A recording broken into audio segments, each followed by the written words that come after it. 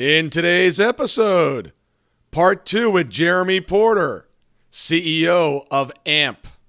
You'll never guess the secret that makes up 70% of the reason people do something. Welcome to this edition of Peak Performance Podcast with your host, Thor Conklin. Thor will be sharing the necessary tools, strategies, and psychology you'll need to become a peak performer in any area of your life or business. We pick up the interview where we left off. If you've not already listened to part 1, please start there. Tell me about an epic failure. There's been, I've had quite a few. There's, an epic failure here was we used hay bales for a sound wall around the entire track because we didn't have the funds to be able to build a official sound wall. Now, hay bales, give it to God to build the best sound abatement there is, are actually exceptional for sound abatement. But the problem is they get wet, they get moldy, they deteriorate, and they're 700 or 800 pounds, and those things start to fall and roll. Oh. They become giant rolling tanks. And so we put those all the way around the racetrack, and this started to happen about a year and a half, and now we have actual sound walls. But, those things started to roll, and they would roll in the street, they would roll on the highway, and thank God nothing ever happened. But, it was kind of an epic fail, but it got the business open, and it was a means to an end to be able to get us there. So, that was definitely a fail. And then recently I had to take a position out of a person out of a management position and reacted pretty quick to this without having the proper team in place or the proper communication. And it was a ripple effect in this little division of the company that was pretty abrupt and poor. And it was a decision I made based on the emotion of 2 or 3 people that were involved in this division and the staff. And I made the decision out of emotion rather than logic and really thinking it through and making sure I had my I's dotted and T's crossed. So that's a real fresh new one that recently just happened and really was somewhat of an epic failure from my standpoint. What's some of the best advice you've ever received? Think and be slow to move. I am very quick to think and to move quickly, or I'm very quick to make decisions. I'm less quick to think things through. So in some instances, that's really good, and in some it's not. Previous example would be a great example of that, of moving very quick, being very decisive, but not really thinking it through. So, stop, think, sleep on it for a day, and is really key. Yeah, that's good advice. Of course, on the racetrack, you've got to make quick decisions. Someone cuts in front of you, you've got to be able to make those quick decisions. So you're kind of trained already to do that. But in business, sleeping on it sometimes makes a lot of sense. Yes, it does. It does. I need to do more sleeping on it. What's your biggest weakness? Moving too quickly. I move very quickly. It's something that I have been working on for many years. It's going back to stopping and thinking things through and not being so aggressive to make decisions and keep momentum. Yeah. I like to keep momentum. Yeah, and it's funny because that was probably the strength and the thing that actually got you to create the park in the first place. Yeah, that's a true point. Ignorance is bliss, and I definitely operated out of that. Yeah, and all our strengths, I think, have a flip side that can also be our weakness as well. Yeah, absolutely. How do you set and execute goals? It depends what it is, if it's personal or if it's global or if it's divisional.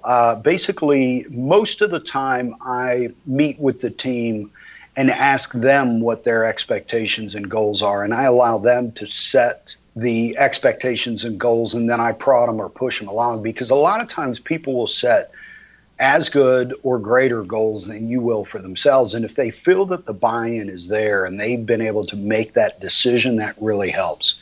And then I have weekly calibration meetings with each of my respective team leaders here. We're not a big company. We have 60 people. Basically, we go through what are your challenges? What can I help you with? we talked about some things that you set for goals last week. Tell me where you are on them. What can we do to get you there if you're not? And congratulations for being there.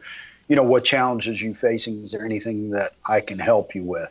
So it's really having their buy-in, working with that buy-in to either elevate it or keep it where you believe that it's achievable. And then walking and talking it through them and having those calibration meetings weekly where they're quick and they're concise. They should be 15 to 30 minutes to where you're not, managing these people, micromanaging them, but you're more assisting and coaching them. Well, you're holding them accountable. Correct. 70% of the reason somebody does something is accountability. It has nothing to do with the expectations if you really look at the ratio of 70 to 30. I like that. Who holds you accountable? My kids. I've got an investor group that helps hold me accountable. I was in C12 up until recently, and they were an external board to the business. Basically, it's 12 men that are all CEOs of business, and we all meet. And we meet all day for once a month, and then we talk during the week. And that was a big, good accountability program. As I've mentioned earlier, somebody that's pretty introspective and continues to push and a self-motivated person. So I'm pretty good with keeping the boat rowing and coxing myself, for lack of a better description. Yeah, I remember when you and I were having those calls, you got to the point where you just got too busy and you just had to say, I really value these calls, but I just don't have the time anymore. I've got to move on. How do you decide today what to say yes to? Here's what I've done in the last year and a half. I've tried to push all the decision making I can to the team and then have them filter a lot of things that are coming to me. Here's my philosophy or my reasoning behind why I did that. Basically, I was getting inundated with calls and meetings and people and decision making for all of the team. And I thought, what if I die tomorrow? Will this business operate itself? And so basically, I started pushing all those decisions and everything else down to the team. And the byproduct is the team ran smoother, felt more empowered, and were more productive. So that is part of the yes or no decision-making process. And then the other thing is it going to affect the time with my family? Is it going to positively impact a person or a company? Is it going to positively impact our company? And then is it something that's going to be encouraging or uplifting, or some of the criterion that I would go through to really determine those yeses or nos? So we talk about it as a strong internal compass, really understanding what your mission is and staying on point. Correct, yes. What's your biggest regret? Not being able to go to college. I never went to college. I'm a high school dropout. I lived in a homeless shelter. I missed that part of my life. So that really is a regret. It would have been fun. It would have been entertaining. Of course, I can go back now. But that's my biggest regret, I believe. That's amazing. I had a guest on a couple weeks ago, and at 15, his parents were thrown in jail, and he had to get a job. And he literally created a job when he was 15 years old. At 26, he took his first company public. Wow. It's amazing to hear the stories. And I have clients and people that I work with, and they're like, well, I just don't have all the resources. I'm like, you got to be kidding me. So that, yeah, resources are there if you can choose to fish them out and go after them. Money does not solve the problems. Money is not the means to the end. Money is not going to get you the solutions to the problem. Creativity over capital, resourcefulness, drive, motivation, and believing that it can be done is the key, because you've got to keep in that mindset to be able to do the things that are impossible. And so many people are entitled and have excuses on top of excuses, and the reason we sit in the same place is that very reason. Yeah, I went on a rant on Sunday. Someone said I can't do something. And I said, look, don't confuse can't with won't. What you're saying is you won't do it. And that's correct. And the day you realize that you're saying I won't, that's the day that you can actually make a change. Yeah, absolutely. Absolutely. What keeps you up at night? Being a bad dad. You got to be kidding me. I'm not kidding. You know what's so funny is I was talking to a buddy of mine that's written some books and such, and I said, I think we should write a book, How Not to Parent, and put all of the stupid stuff that we do as parents that no other parents really admit, and some do and some don't. But, I just want to be a good connected father that really takes care of their kids. And I don't have a good example of that from my parents. And so I don't have a good way to really benchmark myself against other parents. So that's one of the things that does bother me. Other than that, really nothing. I'm not money motivated. So I like challenges. I like interesting new things that I know nothing about, which is pretty much everything. So I enjoy, learning and doing new things. So it's, this place kept me up at night in the beginning when we were under construction and so forth, but it doesn't anymore at all. It's cash flowing and it's doing well, and very fortunate to be sitting here. Well, I'm looking forward to getting back up there as well. I know at the end of this, you're going to have a nice little offer for the folks that are listening, and I'm looking forward to bringing my son up there and participating. Yeah, absolutely. What would you try if you knew you could not fail? To build Avalon, like off exit 10. Would you actually consider doing that? Yes. I'm looking at quite a few other projects here at the track. 35 houses, a hotel, another 94 garages, and 10,000-foot corporate center for the kart track. It seems so insurmountable, so unachievable to do that development, that Avalon development, that I love the thought of it. I really do. Another thing I'm looking at is an indoor water park, which is about a $90 million project, and it wouldn't be nearly as hard as Avalon, but it interests me, that complexity, how difficult it is, how very little I know about it, how I would have to learn everything, how I'd have to navigate all the pitfalls, and a lot of which I wouldn't even know that they were there.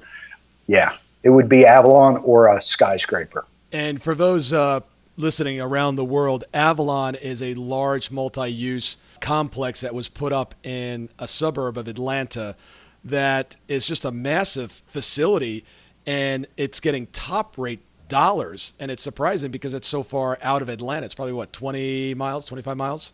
Yeah, it is. It's $425 a square foot for the houses there. That's, New York prices in some areas of New York. It's insane, and it's multifamily, it's retail, it's theater, it's entertainment, it's all these different things, and it's just so many different moving parts and complexities. It's just very interesting and intriguing to me. Jeremy, bring us back to a time in your life where you needed to start or stop something in order to perform at a higher level. What brought you to that decision? What was that moment? Oh, that's a good question. Usually it was the advice or input from somebody externally, or I felt like through prayer I'd made I'd had some clarity and needed to reset or recalibrate and go in a different direction. Those are really the 2 points. And then, as I'd mentioned quite a bit ago in the conversation, I really like to write down a lot of things about where I'm weak and where I'm strong, and kind of look at that in a 6-month or a year window. And that helps me reset, or I miss less of those blind spots. Knowing what you know now, if you had the opportunity to go back and talk to the 13-year-old Jeremy, what would you tell him? Learn, study, listen, interview more people, seek the wisdom of people that have been there, to party less and look more to the future rather than worry about the present, and avoid certain people and situations. Jeremy, tell the listeners how they can get a hold of you, what you're doing up at AMP, and how they could get involved. Sure. Real quick, in summation, Atlanta Motorsports is a motorsports country club. If you own a sports car, a bike, or want to do racing, go-karting, or have a good time with family, we would be the possible place for you. We're like that of a golf country club, but instead of a golf course, we have a road course where you can drive your sports car or bike legal and fast. And we have a conference center where you can do events, corporate events, and all sorts of different things, race car experiences, go-kart experiences, corporate events, and go-karts and race cars. And we have a teen driving program that's an all-day program in our BMWs for $249. This is a big ministry. Regretfully, I broke my best friend's neck in high school, And this has been a big passion for me, and that's equivalent to an $800 or $1,200 teen school at other places. You can get in touch with us via the web at Atlanta Motorsports Park.com or phone 678-381-8527. Awesome. Thank you for that. Jeremy, we are at the point in the show that we call the rapid fire execution round. In 1873, Cattleman designed a .22 revolver with 12 shots. You're going to have 12 questions to answer in under 2 minutes. Why 2 minutes? Because peak performers, if there's something to do and they can do it under 2 minutes, they do it then. They don't throw it on their to-do list. They just knock it out. And I know you're used to racing against the clock, so you should be used to this process. All right, let's go. Are you ready? I am ready. Start your engines. How old were you when you knew you could be successful? Still not there. Your top priority in life? Be a good father, be a good leader. Worth following. Your favorite thing to do when you're not at work? Play with my kids. What time do you start your day? 6:30. Most impactful speaker you've heard, and what did he or she say? You know, there was a gentleman that came to a company, Wyndham Mills, and I cannot remember his name. And basically, you can achieve it. We can do this together. We can make a difference in this company. And it was really motivational and eye-opening to me. And that's really when I started looking to additional resources through books to learn. One thing you must do every single day. Talk to my kids. Person you trust to tell you the truth about you, even if it's hard to hear. Jason Witzke. Top 2016 goal. Pay a big dividend to the investors. No, number one thing you'd like to learn in the next 6 months. How to have more self-control with my decision-making process and sleep on it for an evening. One thing you were told that turned out to be the most true. You're going to open this park. Name one thing you did poorly last year, but this year you actually do quite well. Being less emotional about decisions and thinking them through, but I want to continue that evolution. Name the one skill that you have you are most proud of. Resourcefulness. Sir, you have survived the execution round. Well done. Jeremy, you have been an inspiration and you dropped so much value today. Is there any parting advice you'd like to leave with the listeners? You know, I always believe that the day you stop learning is the day you start to become obsolete, and pick up the phone and call people that have been there and done it and learn from them. Don't be afraid. They'll listen to you. They will answer your questions, and they'll appreciate the call. I rarely, if ever, get turned down when I call somebody to ask for advice and input. Well, and what I love is that you called so many of your competitors and said, look, I need help, and they reached out and helped you. That's great advice. Yeah, absolutely. Absolutely. They were very open and willing. Well, Jeremy, thank you so much for your time today. I know you're a busy executive, and I know our listeners are going to get a tremendous value out of this. So thank you, and I look forward to having you on the show again. Hey, thank you. Take care. Question of the day. Where in your life are you lacking accountability or not holding other people accountable? Call to action. Sit down and figure out where more accountability needs to occur and what steps you're going to take, specifically what steps you're going to take in order to implement more accountability in yourself and in others. If you've not already done so, please head over to iTunes and subscribe to the show. Download the episodes, listen to them. Please leave us a 5-star rating and review after reviewing those. You can follow us on Facebook and Twitter at Thor Conklin. The website is thorconklin.com. Email address, info@thorconklin.com. Remember, these episodes are anywhere between 6 and 30 minutes. Please listen to them during dot time, doing other things. Decide to be a peak performer in all that you do. And until tomorrow, have an absolutely amazing day.